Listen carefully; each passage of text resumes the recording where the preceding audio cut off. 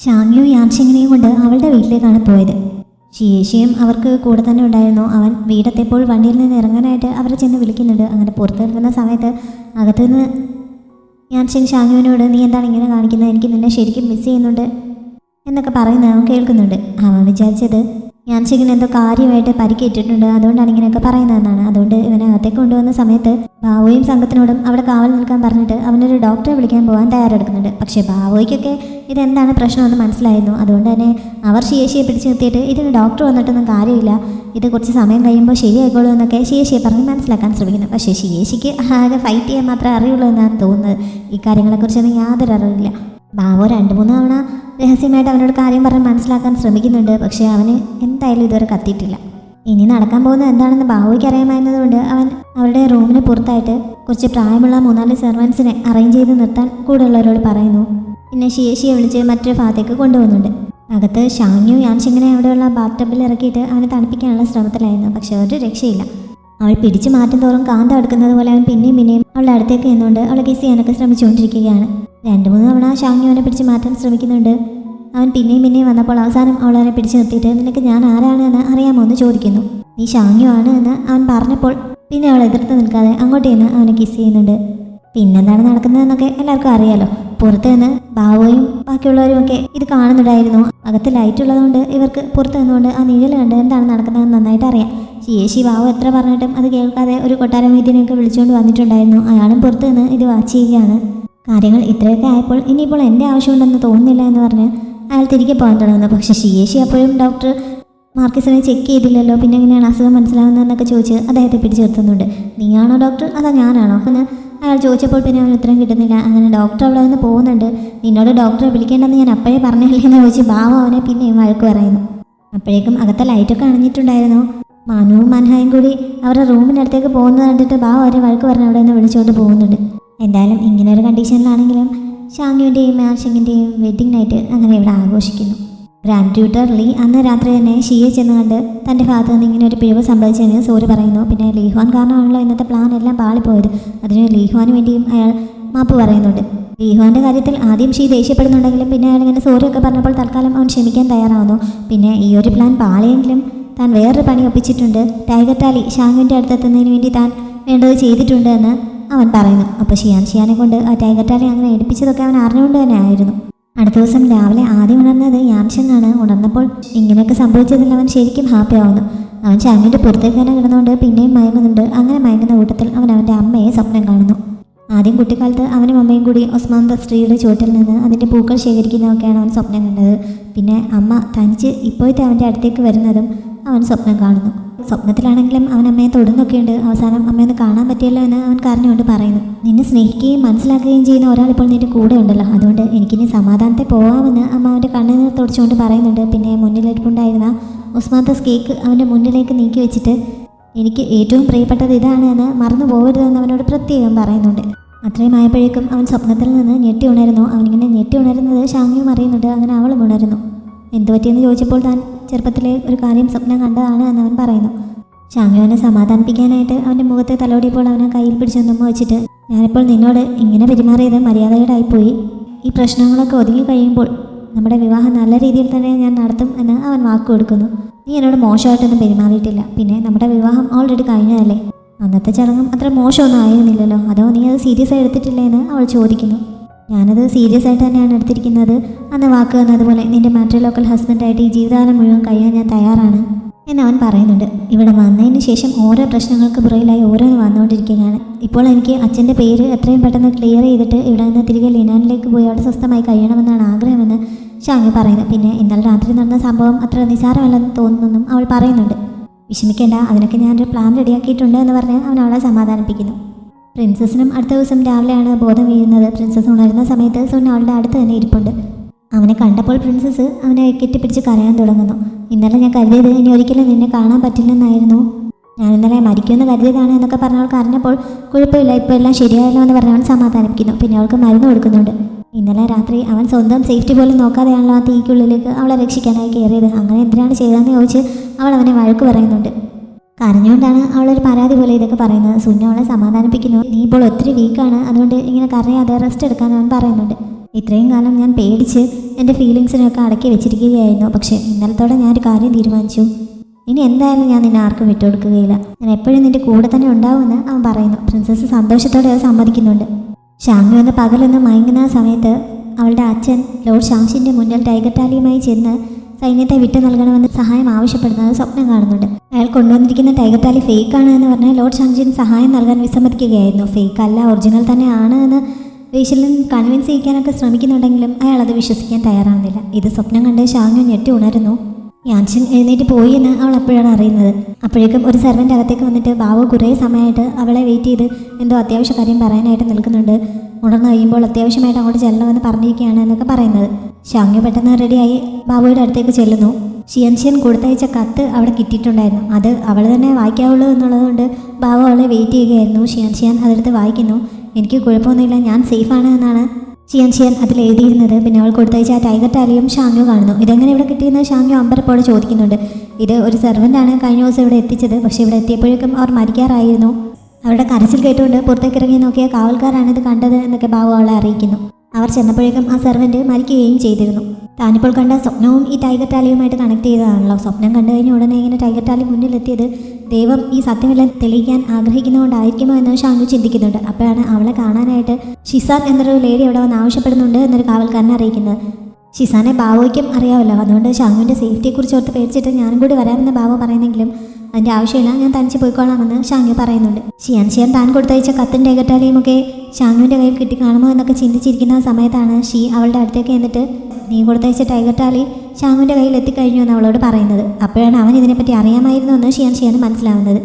ആ സെർവൻറ്റിനെ ഇത് വീഴ്ത്തിയത് ഷീ അയച്ച ആളായിരുന്നു. ഈ ടൈഗർ ടാലി പാവമൊക്കെ എടുത്തുകൊണ്ട് പോകുന്നത് വരെ അയാൾ കുറച്ചപ്പുറത്തായി മാറിയെന്ന് ഇതെല്ലാം വാച്ച് ചെയ്യുന്നുണ്ടായിരുന്നു.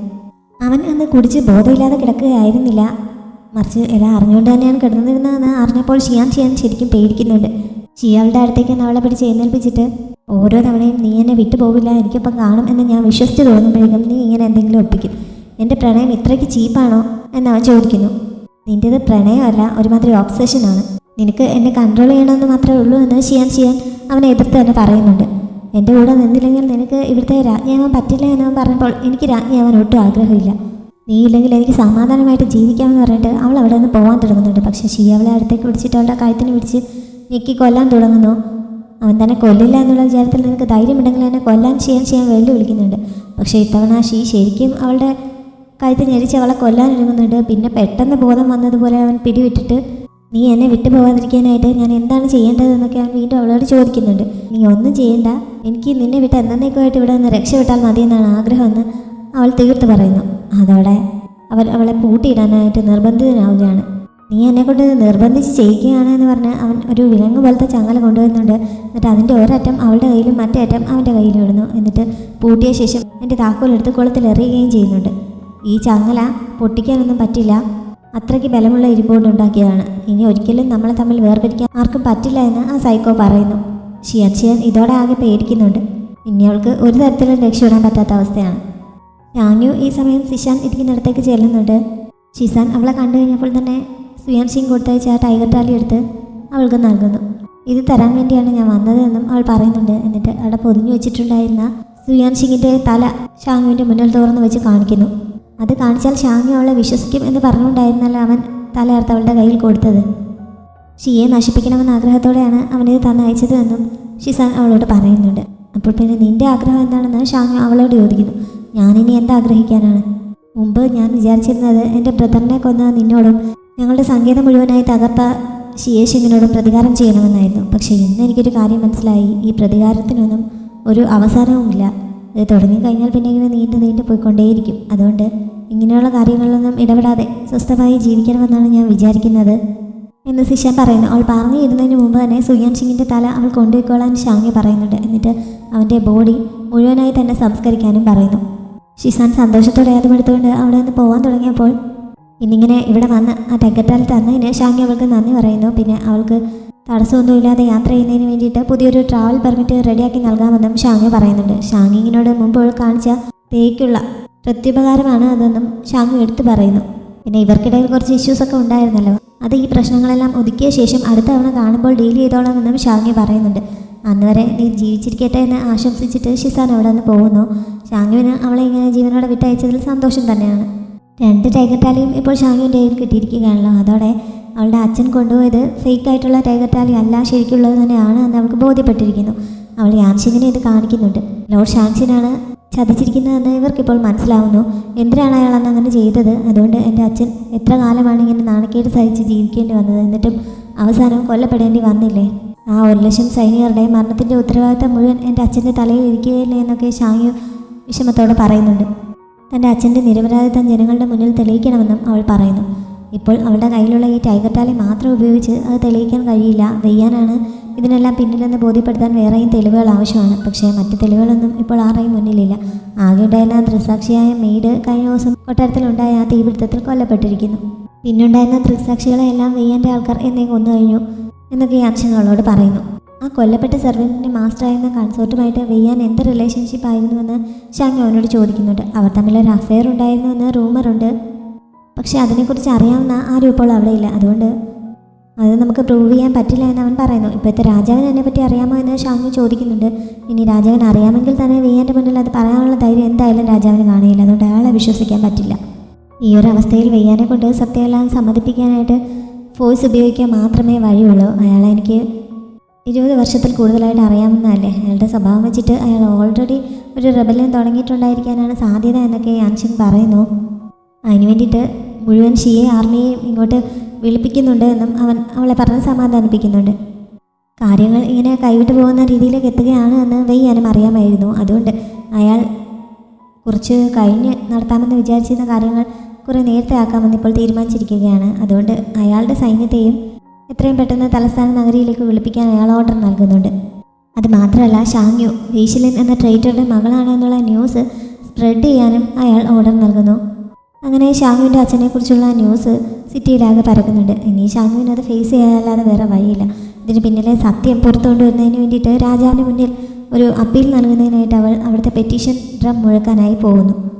പക്ഷെ അത് മുഴക്കുന്നതിന് മുന്നേ ആയിട്ട് അവിടുത്തെ തെരുവ് ഫുള്ള് ചുറ്റിക്കറങ്ങി ജനങ്ങളുടെ റിയാക്ഷൻ അറിഞ്ഞു വന്നാൽ മാത്രമേ ആ ഡ്രം മുഴക്കാനുള്ള പെർമിഷൻ നൽകുകയുള്ളൂ എന്ന് അവിടെ ഉണ്ടായിരുന്ന കാവൽക്കാർ അവളെ അറിയിക്കുന്നു. അങ്ങനെയാണ് അതിൻ്റെ റൂള്. അങ്ങനെ ഷാങ്യുവിന് ജനങ്ങൾക്കിടയിലൂടെ നടന്നു പോവേണ്ടി വരുന്നുണ്ട്. യാൻഷിങ് ഈ സമയം അവൻ്റെ അച്ഛൻ്റെയും അമ്മയുടെയും മെമ്മോറിയൽ സ്ഥലത്തെത്തി താനിങ്ങനെ അങ്കിളിനെതിരായി തിരിയുന്നതിനൊക്കെ അവരോട് ക്ഷമ ചോദിക്കുകയും അനുവാദം ചോദിക്കുകയും ഒക്കെ ചെയ്യുന്നു.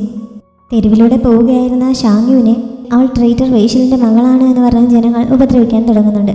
ബാവോയും 4 സംഘവും കൂടി അവളുടെ പ്രൊട്ടക്ഷനായി ഓടിയെത്തുന്നുണ്ടെങ്കിലും ആളുകൾ ഇവൾക്ക് ചുറ്റും നിന്ന് ഓരോന്ന് അവളുടെ ദേഹത്തേക്ക് വലിച്ചെറിയുകയും അവളെ കുറ്റപ്പെടുത്തുകയുമാണ്. മുമ്പ് അവൾ യുദ്ധം ജയിച്ച് വന്നപ്പോൾ സന്തോഷത്തോടെ സ്വീകരിച്ച ജനങ്ങൾ തന്നെയാണല്ലോ ഇപ്പോൾ ഇങ്ങനെ കല്ലെറിയുന്നത്. ഇത് ഷാങ്യുവിനെ വിഷമിപ്പിക്കുന്നുണ്ട്.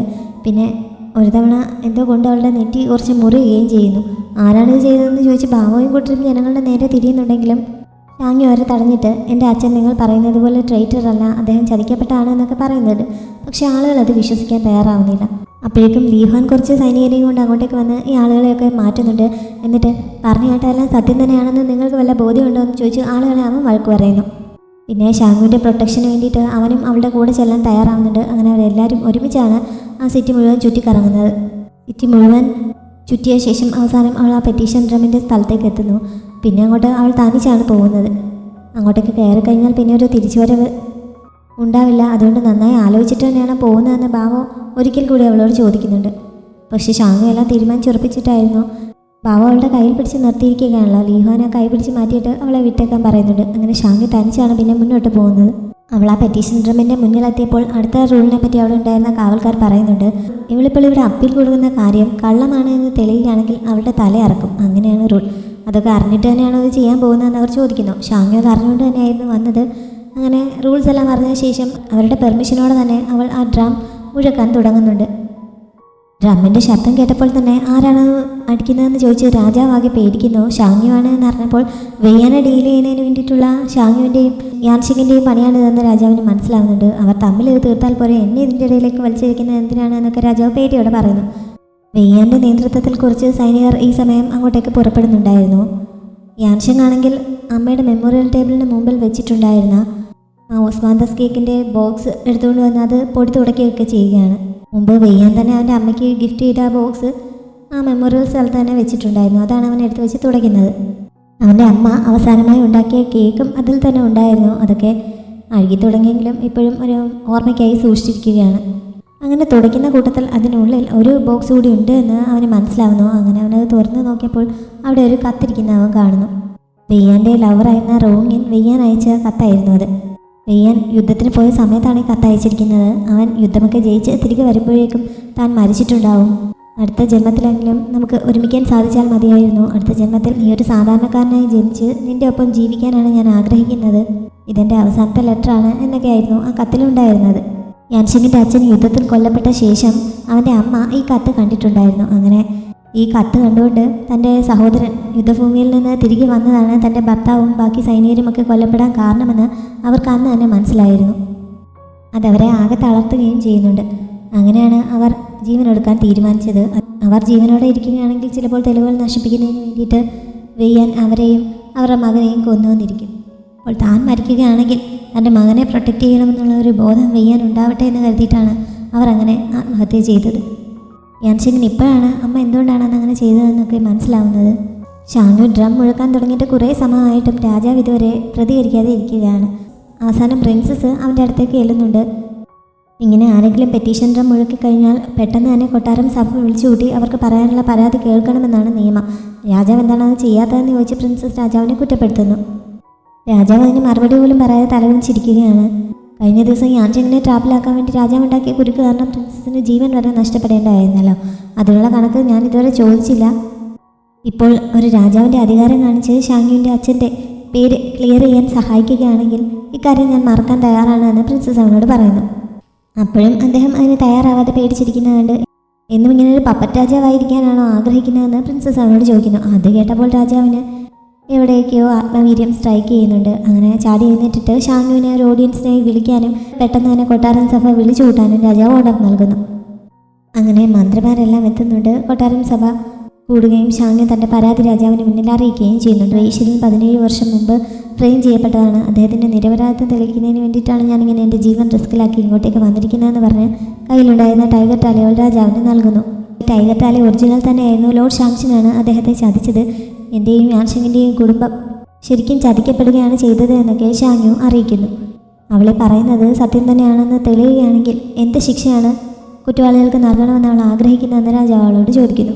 അപ്പോഴേക്കും അവൾ കൊണ്ടുവന്നിരിക്കുന്ന ടൈഗർ ടാലി ഫേക്കാണ് എന്ന് പറഞ്ഞുകൊണ്ട് വെയ്യാൻ അങ്ങോട്ടേക്ക് എത്തുന്നുണ്ട്. അത് ഫേക്കാണെന്ന് അയാൾ എന്തടിസ്ഥാനത്തിലാണ് പറയുന്നതെന്ന് ഷാങ്യു ചോദിക്കുന്നുണ്ട്. ഈ ടൈഗർ ടാലി ഒറിജിനലാണോ ഫേക്കാണോ എന്നറിയാവുന്ന ഞാൻ മാത്രമേ ഇന്നിവിടെ ജീവിച്ചിരിപ്പുള്ളൂ. അപ്പോൾ പിന്നെ ഇത് ഒറിജിനലാണ് എന്ന് നിനക്ക് എങ്ങനെ തെളിയിക്കാൻ പറ്റുമെന്ന് വെയ്യാൻ ചോദിക്കുന്നു. എല്ലാ ടൈഗർ ടാലിയും ഇങ്ങനെ ഉണ്ടാക്കുന്ന സമയത്ത് അതിൻ്റെ ഒറിജിനാലിറ്റിയെ പ്രൂഫ് ചെയ്യുന്നതിനുള്ള കുറച്ച് അടയാളങ്ങൾ അതിലുണ്ടാവുമല്ലോ. അതിൻ്റെ ബുക്സ് പരിശോധിച്ചാൽ കാര്യം മനസ്സിലാക്കാവുന്നതേ ഉള്ളൂ എന്ന് ഷാങ്യു പറഞ്ഞപ്പോൾ അങ്ങനെയുള്ള ബുക്സ് എല്ലാം എന്നെ ഇവിടുത്തെ തീപിടുത്തത്തിൽ നഷ്ടപ്പെട്ടു പോയി എന്ന് വെയ്യാൻ അറിയിക്കുന്നു. അതാരോ മനഃപൂർവ്വം ചെയ്തതായിരിക്കണമെന്ന് ഷാങ്യുവിന് മനസ്സിലാവുന്നുണ്ട്. പക്ഷെ അത് തെളിയിക്കാൻ അവളുടെ കയ്യിൽ തെളിവൊന്നുമില്ല. ഷാങ്യുവിൻ്റെ ശരിക്കുള്ള ഐഡൻറ്റിറ്റിയെ പറ്റി ഇതുവരെ അവിടെ ആരും അറിഞ്ഞിരുന്നില്ല. ഇപ്പോൾ വെയ്യാൻ അവളീ പറയുന്നത് അവളുടെ സ്വാർത്ഥ താല്പര്യങ്ങൾ കൊണ്ടാണ് എന്ന് പറഞ്ഞ് ജനറൽ ഹെയുടെ ഒരു കത്തെടുത്ത് അവിടെ എല്ലാവരെയും കാണിച്ചിട്ട് അവൾ വേശ്യലിൻ്റെ മകളായതുകൊണ്ടാണ് ഇവളിങ്ങനെ ചെയ്യുന്നതെന്ന് എല്ലാവരോടുമായി പറയുന്നു. അവിടെ ഉണ്ടായിരുന്ന മന്ത്രിമാരെല്ലാം ഇക്കാര്യം ഇപ്പോഴാണ് അറിയുന്നത്. അങ്ങനെ അവർക്കിടയിൽ അതൊരു ഞെട്ടലുണ്ടാക്കുന്നുണ്ട്. പിന്നെ ട്രൈറ്ററായിട്ടുള്ള വെയ്യാൻ്റെ കുടുംബത്തെ മുഴുവൻ കൊല്ലണമെന്നാണ് അവിടുത്തെ റൂള്. എന്നിട്ട് ഷാങ്യു മാത്രം അതിൽ നിന്ന് എസ്കേപ്പ് ആയതാണ്. ഇപ്പോൾ അവൾ നേരിട്ട് കൊട്ടാരത്തിലേക്ക് വന്നിരിക്കുന്നതുകൊണ്ട് ആ റൂൾ നടപ്പിലാക്കി അവളെ കൊല്ലണമെന്ന് വെയ്യാൻ രാജാവിനോട് ആവശ്യപ്പെടുന്നു. കള്ളം പറയുന്നത് നിങ്ങളാണ്, ശരിക്കും ക്രൂരത കാണിക്കുന്നത് നിങ്ങളാണ്. എൻ്റെ അച്ഛൻ നിങ്ങൾ ഈ പറയുന്നത് പോലെ ഒരു ട്രൈറ്റർ ആയിരുന്നെങ്കിൽ പിന്നെ ജനറൽ ഹേ എന്തിനാണ് ഞങ്ങളെ പ്രൊട്ടക്റ്റ് ചെയ്യണമെന്ന് പറഞ്ഞ് നിങ്ങൾക്ക് കത്തയച്ചത്? ഇനി എൻ്റെ അച്ഛൻ അങ്ങനെ ഒരു ചതി നടത്തിയെങ്കിൽ തന്നെ അതുകൊണ്ട് ഏറ്റവും കൂടുതൽ നേട്ടമുണ്ടാകുന്ന ആർക്കാണ് എന്നൊക്കെ ഷാങ്യു അയാളോട് ചോദിക്കുന്നു. അപ്പോഴേക്കും യാൻഷൻ അങ്ങോട്ടേക്ക് വന്ന് എനിക്കും അത് തന്നെയാണ് അറിയേണ്ടതെന്ന് പറയുന്നുണ്ട്. യാൻഷൻ ഇങ്ങനെ അങ്ങോട്ടേക്ക് വന്നതിനെ വെയ്യാൻ ചോദ്യം ചെയ്യുന്നുണ്ടെങ്കിലും യാൻഷൻ അതിനെയൊക്കെ എതിർത്തിട്ട് അവൻ്റെ കയ്യിലുണ്ടായിരുന്ന ആ ലെറ്റർ എടുത്ത് എല്ലാവരെയും കാണിക്കുന്നു. എന്നിട്ട് കൺസോർട്ട് ഷീ യുദ്ധസമയത്ത് വെയ്യാൻ അയച്ച കത്താണത്. ഈ കത്ത് കണ്ടിട്ടാണ് വെയ്യാൻ പകുതി വഴിക്ക് വെച്ച് തലസ്ഥാന നഗരിയിലേക്ക് തിരികെ വന്നത്. അങ്ങനെയാണ് സൈനികരെല്ലാം കൊല്ലപ്പെടുന്നതിന് കാരണമായത് എന്നൊക്കെ എല്ലാവരോടുമായി പറയുന്നു. ഷാങ്യു ആ കത്ത് വാങ്ങി വായിച്ചു നോക്കുന്നുണ്ട്. കുറ്റം ചെയ്തവൻ തന്നെ മറ്റുള്ളവരെ കുറ്റക്കാരാൻ ശ്രമിക്കുകയാണല്ലേ എന്ന് ചോദിച്ച് അവൾ വെയ്യാന് നേരെ തിരിയുന്നു. നിങ്ങളാണ് ഇവിടുത്തെ ഏറ്റവും വലിയ രാജ്യദ്രോഹി എന്നും ആരോപിക്കുന്നുണ്ട്. ഈ സമയത്ത് കൊട്ടാരത്തിൻ്റെ ഗേറ്റിന് കാവൽ നിൽപ്പുണ്ടായിരുന്ന സൈനികരെയൊക്കെ ഷിയുടെ സൈനികർ കൊല്ലുന്നുണ്ട്. ഷിയാനെയും കൊണ്ട് ഗ്രാൻഡ് ഡൂട്ടർ ലീക്കൊപ്പം കൊട്ടാരത്തിലേക്ക് വന്നിരിക്കുകയാണ്. അധികാരം പിടിച്ചെടുക്കുകയാണ് അവൻ്റെ ഉദ്ദേശം. ഇനിയിവിടെ എന്താണ് സംഭവിക്കാൻ പോകുന്നത്? വെയ്യാനും യാൻഷങ്ങും തമ്മിൽ തല്ലി പിരിയുമോ? ആ അവസരം മുതലെടുത്ത് ഷീ അധികാരം പിടിച്ചെടുക്കുമോ? അതോ അവർ രണ്ടുപേരും കൂടി ഒരുമിച്ച് നിന്ന് ഇവനെ കൊല്ലുമോ എന്നൊക്കെ നമുക്ക് അടുത്ത എപ്പിസോഡിൽ കാണാം.